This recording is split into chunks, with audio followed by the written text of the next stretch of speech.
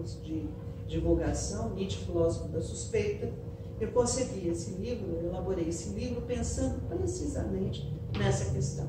Então eu comecei a examinar as diferentes apropriações indevidas, esse é o ponto de partida, e a partir de cada uma dessas apropriações eu confrontei com o texto nietzscheano para mostrar que se tratava justamente de uma apropriação indevida, que não era legítima.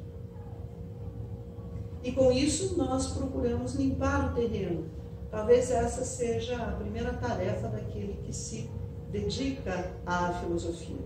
Trata-se sempre de limpar o terreno, e ainda mais no caso de Nietzsche.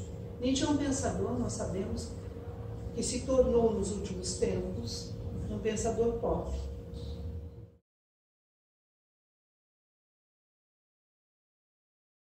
Bom, estamos aqui durante o 23º Simpósio de Filosofia Moderna e Contemporânea da UniOeste. É um prazer e uma honra estarmos aqui com a professora Scarlett Marton, na sede da ADURT, Associação dos Docentes, né, da UniOeste de Toledo, o qual a gente agradece ter cedido espaço, a direção da ADURT. A professora Scarlett, sem dúvida nenhuma, é uma grande incentivadora da pesquisa de Nietzsche no Brasil, abrindo várias portas. Ela fundou o Grupo de Estudos Nietzsche em 1996, oficialmente. O grupo já funcionava um tempo antes. Fundadora dos Cadernos Nietzsche, que atualmente está no 30º volume. Fundadora da coleção Sendas e Veredas, que publica obras relevantes sobre Nietzsche de autores nacionais e estrangeiros. Criadora dos Encontros Nietzsche, que agora, no segundo semestre de 2018, chegou à 42ª edição.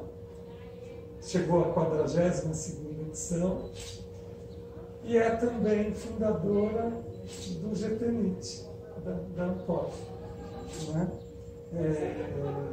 Formadora de inúmeros pesquisadores em Nietzsche, inclusive eu. Né? E a minha pergunta é se, antes de tudo isso, né, quando você começou a estudar Nietzsche, como era estudar Nietzsche no Brasil, né, antes de todo esse trabalho que você mesmo fez, e como é hoje? Muito obrigada, Wilson, pela sua apresentação. Eu agradeço igualmente à ADURT pela possibilidade de falarmos acerca da pesquisa Nietzsche no país. E, na verdade, eu comecei a estudar Nietzsche já há um bom tempo, eu diria. Isso aconteceu na minha graduação, quando eu estava na graduação de filosofia, no departamento de filosofia da USP. Na verdade, até vou comentar de que maneira se deu o meu encontro com Nietzsche. Eu tinha de preparar um seminário naquela ocasião, eu fui para a biblioteca e me caiu nas mãos a genealogia da moral. E eu fiquei realmente muito impressionada com esse filósofo que expulsava da reflexão, que expulsava mais ainda da nossa cultura o sentimento de culpa. Enfim, um dos grandes supressores, digamos assim, depois virá Freud, do sentimento de culpa. Fiquei encantada com esse livro, com esse primeiro livro de Nietzsche que eu li. E naquela ocasião, na verdade, não havia propriamente Nietzscheanas. Nós estamos falando aqui da década de 1970, início da década de 1970. Na verdade, Nietzsche havia chegado à Universidade Brasileira na década anterior, mas ele era objeto de curiosidades. Havia trabalho de diletantes em relação ao pensamento nietzschiano. Nós não tínhamos traduções confiáveis naquela ocasião, e, na verdade, alguns liam Nietzsche a partir das traduções francesas, inclusive, que não trabalhavam ainda com a edição feita pelos italianos Colli e Montinari, que é a edição de referência dos estudiosos de Nietzsche hoje. Então, fazia parte, Nietzsche era objeto de veleidades intelectuais. Não havia estudos sistemáticos sobre a filosofia nietzschiana no nosso país. Essa situação, que é a situação da recepção de Nietzsche no Brasil, ela pode encontrar eco também em outros países. Eu diria que um divisor de águas foi efetivamente a publicação da edição Quali-Montinari, que só então o corpus nietzschiano foi inteiramente organizado. Não só os livros publicados pelo filósofo, os livros publicados por ele em vida, mas também todos os fragmentos póstumos foram devidamente organizados segundo a ordem cronológica da produção, etc. Nós sabemos que a obra de Nietzsche passou por algumas deturpações que se devem, inclusive, à ação da sua irmã, Elisabeth Förster Nietzsche, que adulterou cartas que eram destinadas a outras pessoas, se colocou como a destinatária dessas cartas e, dessa forma, conseguiu impor uma imagem de respeitabilidade junto aos editores dos textos de Nietzsche. E, a partir daí, suprimiu passagens, fez alterações no Assumo, no Anticristo, etc. E inventou, inclusive, uma obra capital que seria a Vontade de Potência. Obra essa que, de fato, não existia. Um livro que não existia. Então, a edição Quali-Montinari vai colocar as coisas nos seus devidos lugares, né? Esse trabalho desenvolvido pelos filólogos italianos, que foram trabalhar diretamente nos arquivos Nietzsche lá na Alemanha, e a partir daí, em outros países, eu pensaria, inclusive na Alemanha, na Itália, na França, os estudos nietzschianos ganham outro rumo. E eu diria que a partir do final da década de 1970, se começa a construir no Brasil um trabalho de comentário, de exegese do texto nietzschiano de uma forma mais sistemática. Havia um outro problema também nessa ocasião, é que, na verdade, Nietzsche não havia ingressado na seara filosófica. Ou seja, Nietzsche não era considerado efetivamente um filósofo. Ele era considerado um poeta, era considerado um pensador irreverente, mas não fazia parte, portanto, da seara filosófica. Era preciso introduzir Nietzsche na universidade, enquanto objeto de conhecimento. E o objeto de conhecimento ele é sempre construído, ele não é dado. Um livro pode estar numa estante e não ser considerado um livro filosófico. A construção do objeto de conhecimento implica necessariamente que o filósofo venha a ser reconhecido dentro de determinadas redes de poder, o que nem sempre é tão evidente. Então, fazer de Nietzsche um objeto de conhecimento foi aquilo que eu tentei contribuir para isso, na verdade, com a minha tese de doutoramento que eu defendi em 1988. Tese essa que recebeu o título, no livro publicado, de Nietzsche, das forças cósmicas aos valores humanos. Eu procurei, então, fazer uma leitura sistemática da filosofia nietzschiana, ou seja, sem deixar de fora nenhum aspecto, mostrando leitura sistemática. Isso não significa, evidentemente, dizer que havia um sistema na obra de Nietzsche, mas leitura sistemática era levar em conta tanto os livros publicados quanto os fragmentos póstumos e mostrar a relação intrínseca entre diferentes aspectos do pensamento nietzschiano.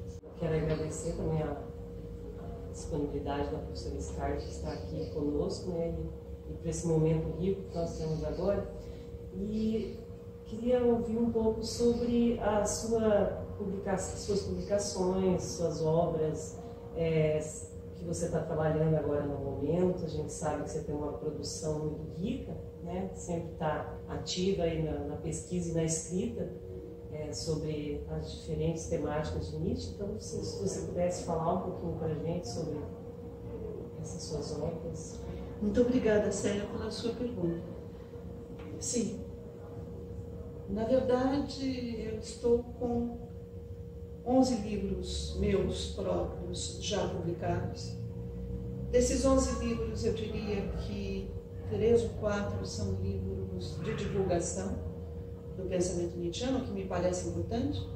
Muitas vezes, erroneamente, a gente acredita que um livro de divulgação é mais fácil de ser feito do que um livro que revela efetivamente, traz efetivamente os resultados de uma longa pesquisa, mas na verdade o livro de divulgação também tem as suas dificuldades, porque se trata efetivamente de, fazendo uso de uma linguagem rigorosa, tornar acessível ao público toda a complexidade de uma filosofia, de um pensamento.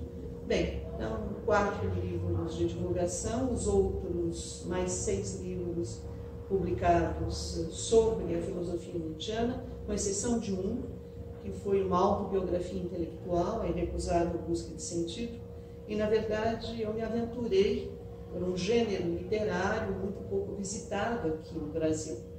Na França, por exemplo, a situação é outra. Chega um determinado momento em que o pesquisador sente a necessidade de passar em revista a sua vida e sente a necessidade de fazer uma espécie de ajuste de contas com ele mesmo. Foi o que eu procurei fazer em 2004, quando da publicação da Irrecusável Busca de Sentido, em que eu tentei avaliar as minhas escolhas, por que razão eu havia escolhido Nietzsche e não Sartre, por que razão eu havia decidido me dedicar à filosofia e não à literatura, etc. E tentei também, naquele momento, fazer uma avaliação da minha inserção acadêmica, da minha inserção na Universidade de São Paulo, mesmo porque a minha história pessoal se confunde, se entrecruza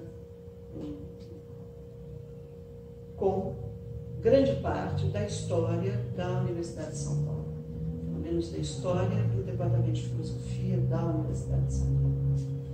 Muito bem, e o último livro, o 11º, foi publicado agora, no final do ano passado, na Argentina, e nele eu trago a cosmologia, que é uma tese que eu defendo desde o meu doutorado.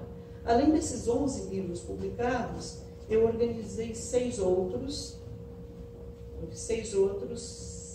eu acredito, né? Eu tenho a impressão, em que eu procurei trazer para o público brasileiro a maneira pela qual colegas fora do Brasil trabalham com Nietzsche. Então temos aí o Nietzsche na Alemanha, o Nietzsche abaixo do Equador, que reúne pesquisadores latino-americanos, Nietzsche na França, Nietzsche na Itália, Nietzsche na Espanha, etc. Houve anteriormente, o colóquio de Cerisy, que já lá atrás, na década de 80, eu havia trazido para o público brasileiro. Mas é preciso enfatizar o seguinte ponto: de uns anos para cá, a minha publicação, as minhas publicações, elas se dão sobretudo fora do Brasil e menos aqui no Brasil. No Brasil, sem dúvida, há artigos, capítulos de livro, etc. Mas eu tenho publicado muito mais na Europa, né?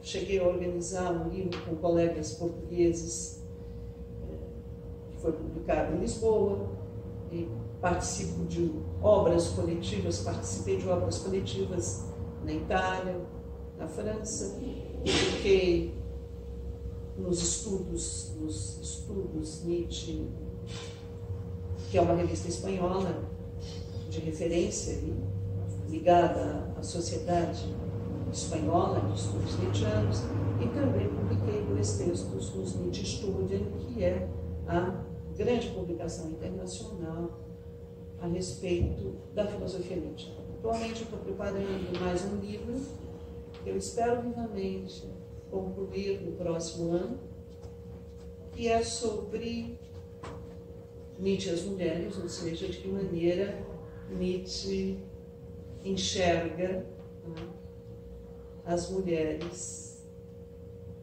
de que maneira ele enxerga o movimento de emancipação feminina, que estava crescente já no século XIX, na segunda metade do século XIX, mas não só,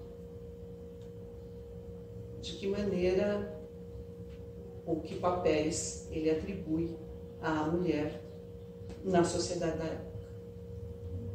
Scarlett, nós estudantes aqui da UniVesp, a gente também é uma satisfação recebê-lo enquanto pesquisadores de Nietzsche também, é uma honra. Eu gostaria de perguntar sobre a questão da pesquisa ainda de Nietzsche no Brasil. Nós sabemos que você tem um papel muito importante na pesquisa de Nietzsche no Brasil. E como você vê hoje a questão da pesquisa de Nietzsche no Brasil e o reflexo disso no mundo? Como é visto? Muito obrigada pela sua simpatia, pela sua questão. Na verdade, o professor Wilson Fresati havia dito inicialmente da fundação do GEM, do Grupo de Estudos Nietzsche. O GEM começou oficiosamente em 1989 e ele foi oficialmente fundado em 1996. Ele começou como um grupo de pesquisa ligado ao Departamento de Filosofia da Universidade de São Paulo. Hoje é um grupo de pesquisa internacional que reúne pesquisadores brasileiros desde o Ceará até o Rio Grande do Sul e reúne também, acolhe também pesquisadores estrangeiros da França e da Itália.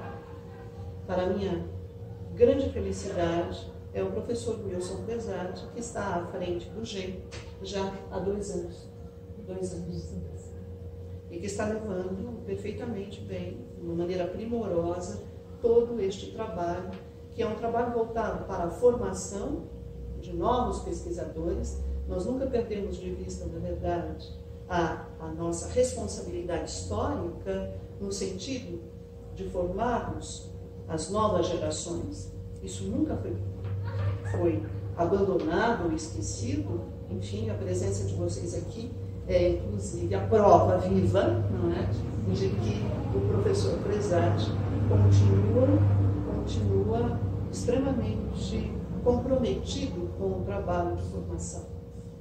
E, na verdade, tanto as publicações do GEM, seja aquelas que aparecem na nossa revista, os Cadernos Nietzsche, seja as que são editadas na coleção Sendas e Veredas, eu diria de uma forma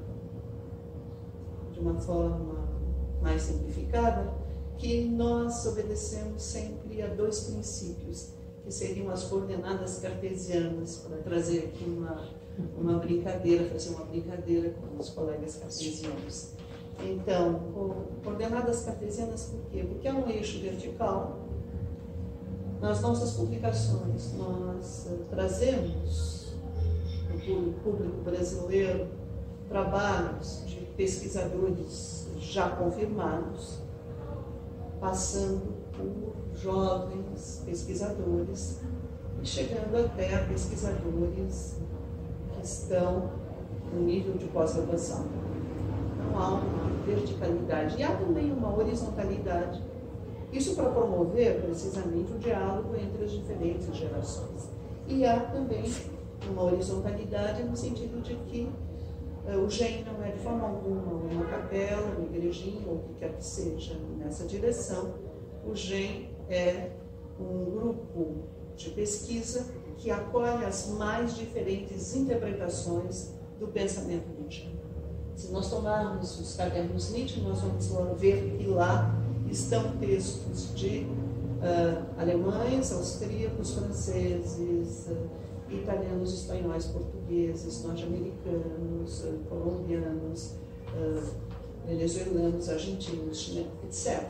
Ou seja, trazemos as mais diferentes abordagens da filosofia de Nietzsche, e é assim que, na verdade, os Cadernos Nietzsche constituem um fórum internacional, e, enfim, de confronto entre diferentes abordagens, diferentes maneiras de se ler os textos do filósofo.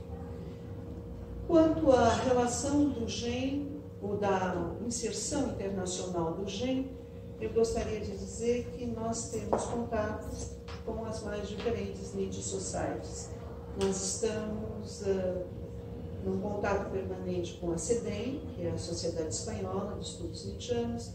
Nós temos um contato intenso com o IPER-Nietzsche, um grupo de pesquisa europeu, do qual eu faço parte do Conselho Científico do IPER-Nietzsche.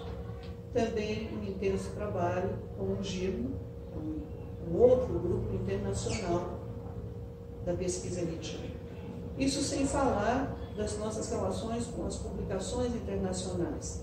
Eu mencionei os Nietzsche Studien, eu mencionei os estudos Nietzsche dos espanhóis, e daí por diante, né, temos essa inserção na cena internacional.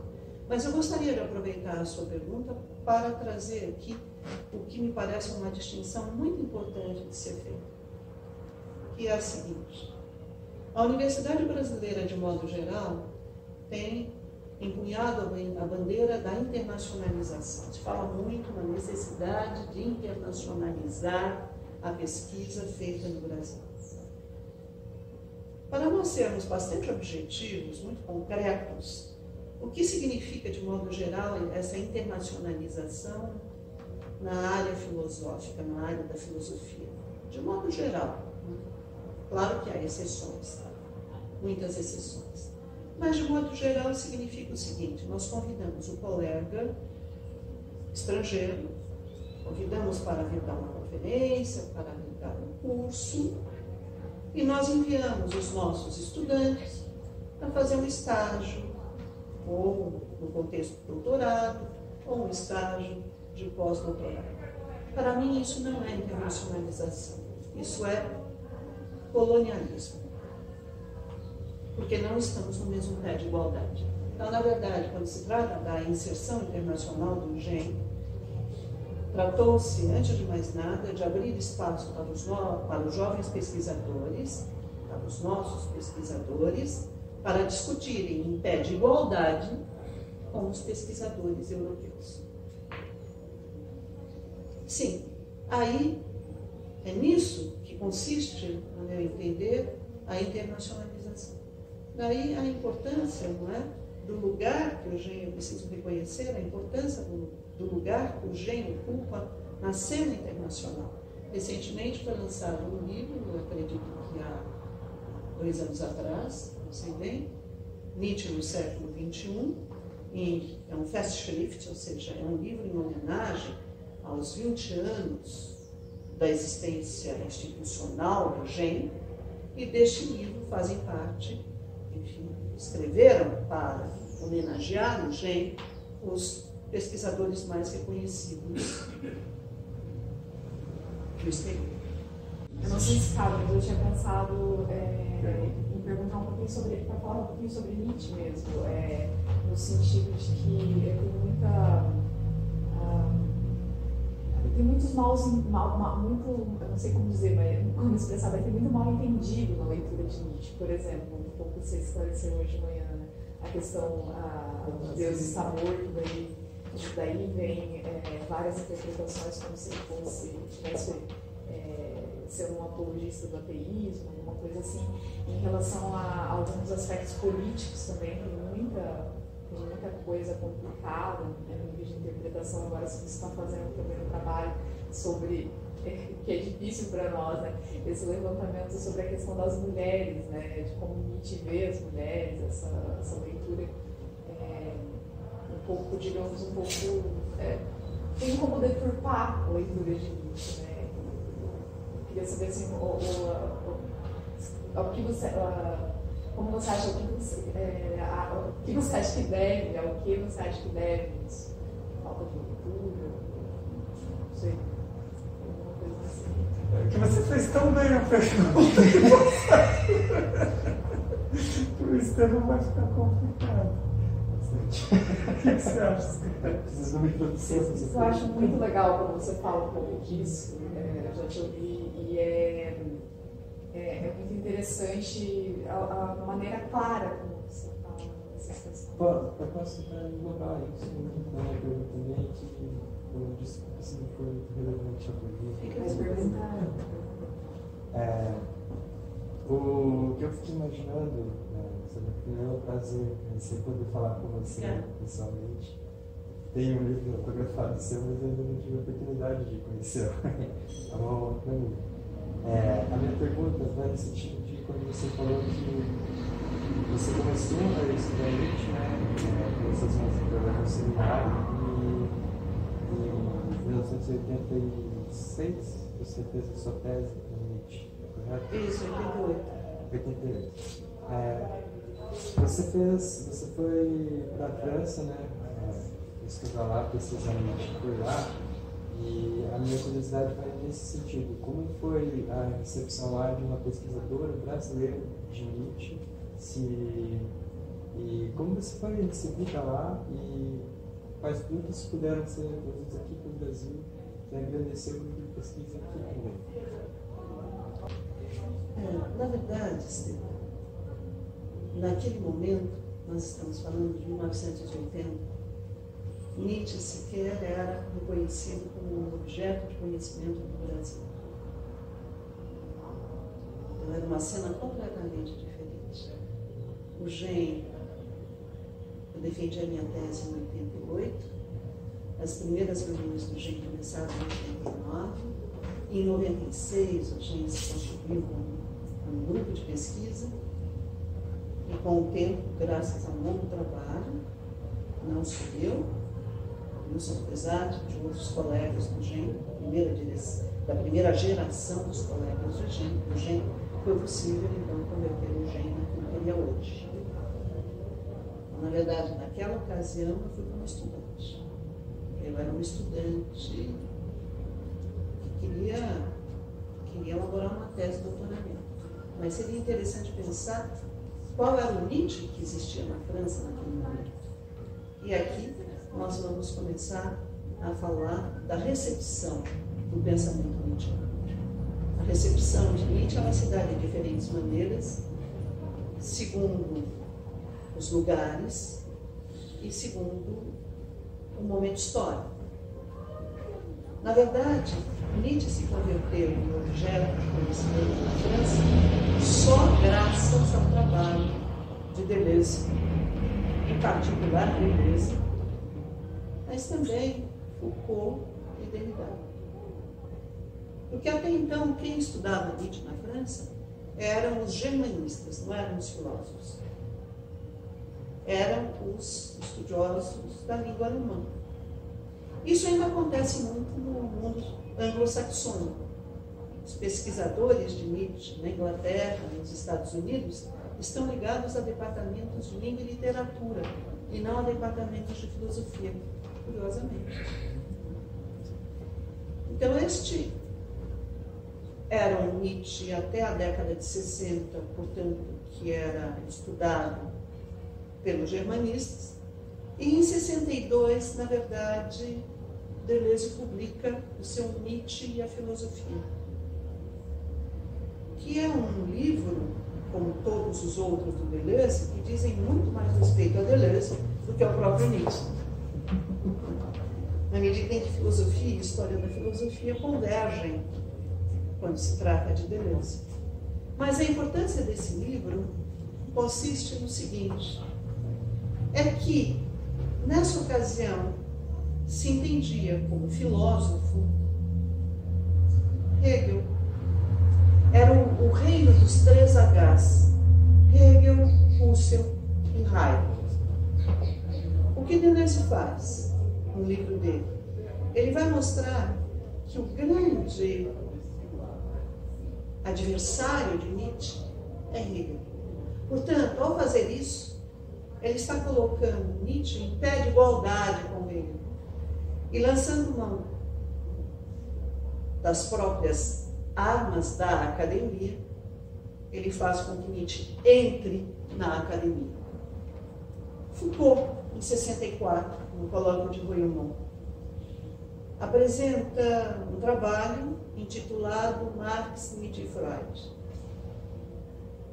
inteiramente subvertedor, porque aquela trindade que existia, Hegel, Husserl e Heidegger, a essa trindade que existia e que dominava a cena filosófica francesa, Foucault vai substituir por uma outra, Marx, Nietzsche.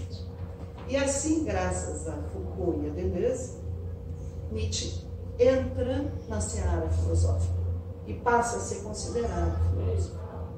Também, de uma certa maneira, graças a Derrida. Mas eu diria, sobretudo, Deleuze e Foucault.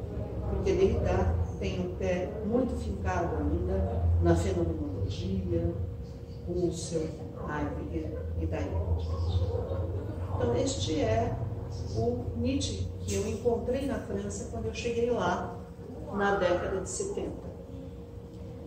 Agora, ao mesmo tempo em que, quando se fala de recepção, ao mesmo tempo que a gente tem de levar em conta, né, o momento histórico do lugar, nós temos igualmente de levar em conta as apropriações que são feitas do pensador.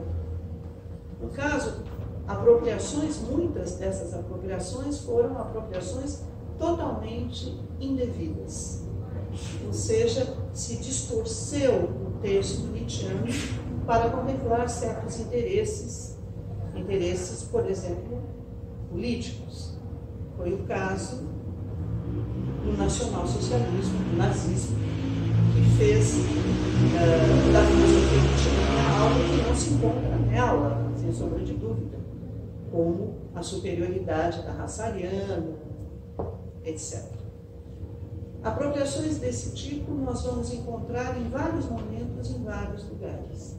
Seria preciso examinar cada uma delas. Eu me permito dizer que num dos meus livros de divulgação, Nietzsche, Filósofo da Suspeita, eu concebi esse livro, eu elaborei esse livro pensando precisamente nessa questão. Então eu comecei a examinar as diferentes apropriações indevidas, esse é o ponto de partida, e a partir de cada uma dessas apropriações eu confrontei com o texto nietzschiano para mostrar que se tratava justamente de uma apropriação indevida, que não era legítima. E com isso nós procuramos limpar o terreno. Talvez essa seja a primeira tarefa daquele que se dedica à filosofia. Trata-se sempre de limpar o terreno, e ainda mais no caso de Nietzsche. Nietzsche é um pensador, nós sabemos, que se tornou nos últimos tempos um pensador pop. Sobretudo no Brasil, no ano de 2000. A partir de 2000, houve uma nova vaga nietzschiana aqui no Brasil. Tinha havido outras anteriormente, no início do século XIX, com os anarquistas espanhóis, sobretudo. Nietzsche chegou ao Brasil como sendo um pensador dos mais revolucionários. Imediatamente antes da Segunda Grande Guerra, o fascismo, com o Plínio Salgado, fez de Nietzsche um pensador conservador. E veio uma terceira vaga, a vaga em que Nietzsche chegou através da leitura dos franceses, de Deleuze, de Derrida e de Foucault, que tem uma interpretação muito particular de Nietzsche. E a quarta grande vaga, que se deu na passagem do século XX para o século XXI, quando Nietzsche se converte num pensador inteiramente domesticado. Aí surgem os textos de autoajuda que fazem apelo ao pensamento nietzschiano e que estão longe de serem textos de fato filosóficos. Mas o que quiser, autoajuda. Pois é. Não, banca de jornal, a quantidade de traduções ruins que são vendidas em banca de jornal, enfim, livros que de fato não têm nada a ver com o pensamento nietzschiano, e tudo isso por conta de interesses comerciais das mais diferentes editoras e interesses dos autores de terem alguma visibilidade, de existirem, de terem o seu minuto de glória. Então, eu agradeço profundamente a presença da professora Scarpati, que vai fazer a conferência de encerramento do nosso 23º Simpósio de Filosofia Moderna e Contemporânea da UniOeste. E eu gostaria de agradecer a oportunidade, a generosidade com que eu fui recebida aqui na UniOeste, e mais uma vez eu queria reiterar o meu agradecimento à ADUCT por nos ceder esse espaço, um espaço que nos permitiu estarmos aqui reunidos essa noite. E se eu engasgar, tem como... Você engasgou, você para, recomeça. Depois...